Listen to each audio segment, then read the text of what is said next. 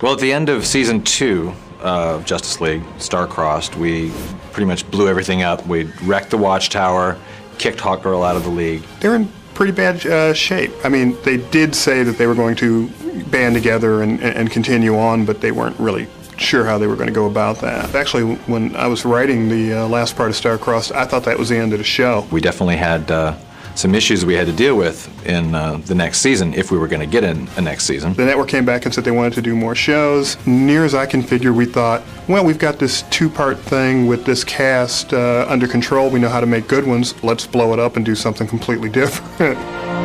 Welcome to the Justice League. When we started Justice League Unlimited, we came to the conclusion that it would have to be an entirely different kind of organization for the Justice League. So they've got a new satellite, much bigger. We've brought in all these additional heroes because they need more troops. And we have John Jones being essentially a watch sergeant, a desk sergeant at a police station. So he's the one who coordinates all the different missions of the Justice League. We felt that we kind of needed somebody to be up on the Watchtower, keeping an eye on things and assigning missions, and making sure that that fire in Indochina gets put out at the same time that somebody's there to take care of that train wreck in France. Hawk and Dove, Star and Stripe, Shining Knight, Fire and Ice, Dr. Light. Bruce came up with the idea. He says, we're going to have all these heroes, and they're all going to be on a team, and they're going to break up and go on missions. And I'm like, yeah, okay, yeah, it sounds pretty cool. Why don't we open up the ranks of the Justice League to include basically every hero in the DC universe that they'll let us play with? So it just seemed a natural progression to include more superheroes. Since there are so many of us, we have a chance to do more than just put out fires, both literal and figurative. Once everybody signed off on the new format, we sat down and said, okay, now which heroes do we actually want to use? First of all, we literally went through the DC who's who, and we literally made like this huge laundry list of characters that we submitted to DC and said, can we use these characters in the show? DC bent over backwards. They let us use characters that we really wanted to use, and they didn't want us to, and they really rarely said no to us. I mean, they really let us go nuts on their guys, and it was pretty cool. We're all equal in at least one way. Each of us is willing to make the sacrifices a hero needs to make, even the ultimate one. One of the ideas that we toyed with was redesigning all the characters, and as it turned out, you don't tug on Superman's cape. We're staying very true to what these designs originally were. Whichever incarnation the hero was in when you first read the comic, that's the archetype. We never heard back from you. Been kind of busy. Someone's got to keep the streets safe while you and your pals are out there zipping around the galaxy. During our first 2 seasons, a lot of the fan comments revolved around Green Arrow, because Green Arrow was essentially an 8th member of the Justice League in the comics originally. So we were all happy to use him. And then characters like the Question. He's pretty much the classic Steve Ditko Question back from the Charlton days. The minute we recorded that show, the first episode with the Question, we literally walked out of that recording going, I just want to make the show all about the Question. From this point on, it's like, forget about Batman and Superman and Wonder Woman. It's like, it should just be all about the Question. What was that about? What do you think? We're asking questions someone doesn't want answered. Oh, learn a new tune already. The bad side of having all these characters is there are always characters in the back of your childhood that you've always wanted to play with, and you don't always get a chance to do those shows. It turns out that we all have our different favorite heroes, and we passed that list around to the producers and the writers and the freelance writers, and said, okay, who do you want to use? And we got some very odd choices that came in. Wannabeast, how you doing?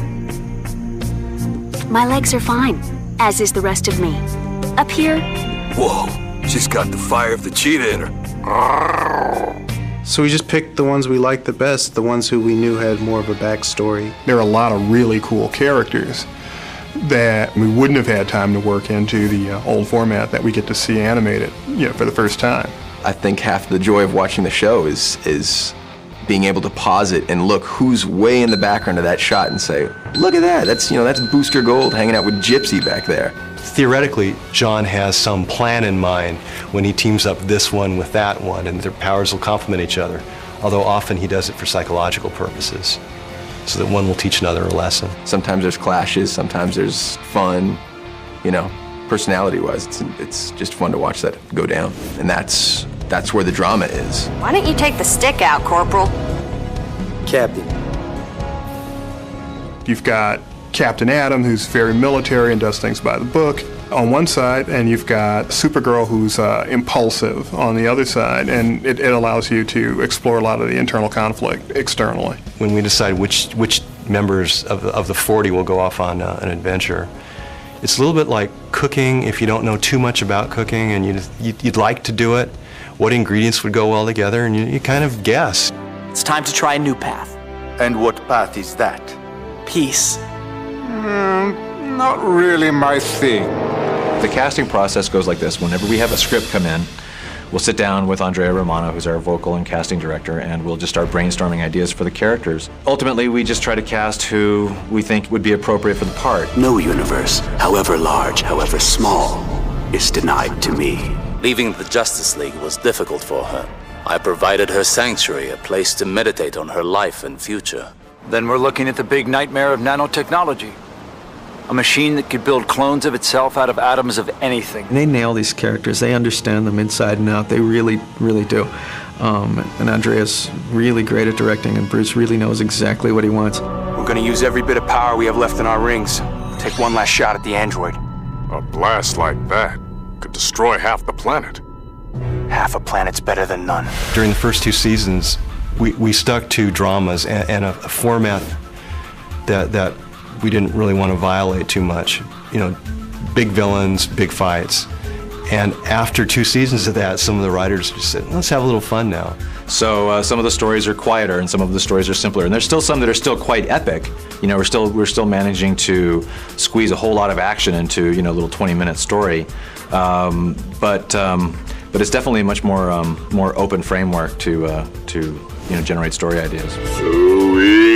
The new format made it a lot easier to do more comedic episodes, which we kind of shied away from in the first 2 seasons of Justice League. This was a lot of fun to us because it kind of really opened up the doors to the story possibilities of, you know, featuring different characters, and we could do different kinds of stories. We had a lot of fun with that. He's just a baby. That's all he needed. Oh man, that ain't all he needs. You can tell a comedy story. You can tell, you know, kid stuff. It's a lighthearted story. I mean, it's got some kind of heavy, you know, undertones, but you're able to tell these fun stories. I like the idea of being able to do comedy. I mean, this little piggy it's just outrageous. We'd never planned on having 3 comedies in the first season of Justice League. It just kind of happened that way. Light 'em up!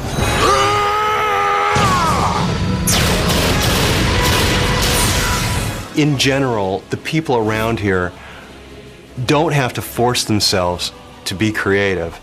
They have to keep a lid on. And that lid was raised real high on JLU. I really liked the show. I thought it was funny. I thought it was exciting. All these characters, this new Watchtower, everything's hitting you so, you know, so hard, so fast. It's just a pageant of heroes. And that, to me, that was a lot of fun to see all of them. It really doesn't get any better than that. That's just, that was a dream.